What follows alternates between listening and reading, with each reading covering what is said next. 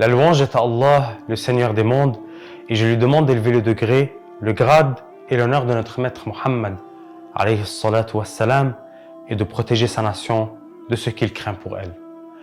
Al-Abwa est un lieu où a été Rasulullah à plusieurs reprises. Sa mère, Amina bint Wahb, est enterrée là-bas. Et Rasulullah, alayhi salatu wassalam, lorsqu'il était jeune, il avait environ 6 ans. Il était avec sa mère à la Médine, car elle visitait les oncles du messager alayhi salatu wassalam, qui sont de la famille de Bani Najjar. Lors de son retour vers la Mecque, Amina bint Wahb est décédée. Et Rasulullah était très jeune, comme on l'avait dit. Et il fut enterré dans un endroit qui s'appelle Al-Abwa. Et avec elle, il y avait Baraka bint Tha'laba, qui est Ayman al-Habashiyya.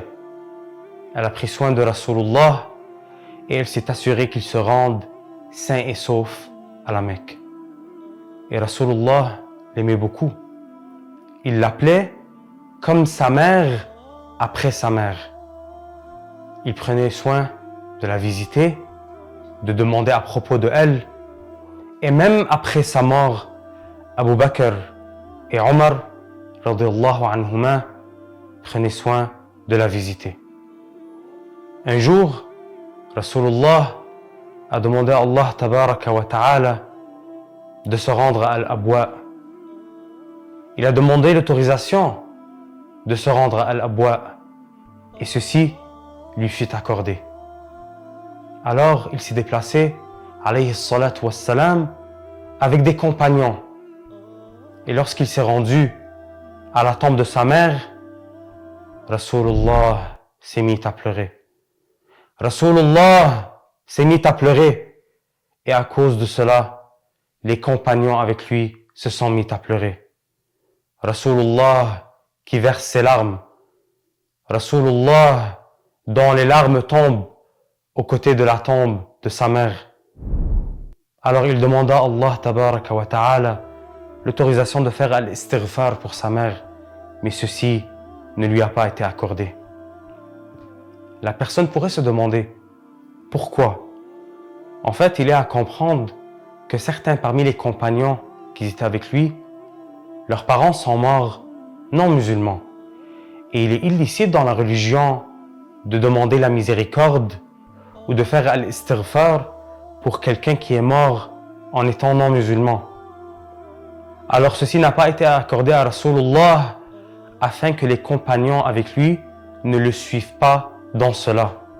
Mais Amina bint Wahb est morte comme une musulmane qui est pieuse. Rasulullah qui nous apprend la miséricorde envers les parents, même s'il n'a pas connu son père. Rasulullah qui nous apprend la bienfaisance envers les parents, même s'ils sont morts.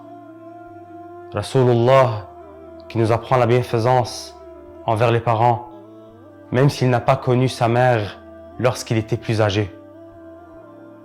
Rasulullah, dont Fatima bint Asad a pris soin de lui après la mort de son grand-père. Elle était la femme de son oncle, Abu Talib. Et elle a pris soin du messager alayhi salatu wassalam lorsqu'il était jeune et il l'aimait beaucoup. Et même à propos de elle, le messager alayhi salatu wassalam a dit qu'elle était comme sa mère après sa mère. Elle a cru en lui et elle est morte en tant que musulmane. Et le prophète Muhammad alayhi salatu wassalam a demandé la miséricorde pour elle après sa mort. Et le prophète alayhi salatu wassalam qui fait son lavage funéraire. Et Rasulullah qui prend son vêtement pour que ça fasse partie de son linceul. Rasulullah qui descend dans la tombe et qui creuse le lahad avec ses mains. Et il rentre dans ce lahad, qui est une ouverture dans la tombe dans laquelle le musulman est placé face à la qibla. Et il a fait les invocations pour Fatima bint Asad. Rasulullah, qui nous apprend la bienfaisance envers les parents, même s'il n'a pas connu son père et même s'il a connu sa mère en étant jeune. Rasulullah, qui a eu 3 femmes qui ont pris soin de lui lorsqu'il était jeune, Halima al-Sa'diya, Fatima bint Asad et Ayman. Il prenait soin d'elle et demandait à propos d'elle. Rasulullah, qui nous a appris la bienfaisance envers les parents. Et sachez que cette bienfaisance envers les parents a été mentionnée à plusieurs reprises dans les versets de Al-Qur'an, car elle est extrêmement importante. On demande à Allah tabaraka wa ta'ala de nous faciliter la visite de Al-Abwa et de nous faciliter la visite des lieux où a été Rasulullah, afin que l'on puisse rechercher les bénédictions des lieux où a été Rasulullah. Et ainsi on pourra dire, ici a été le bien-aimé.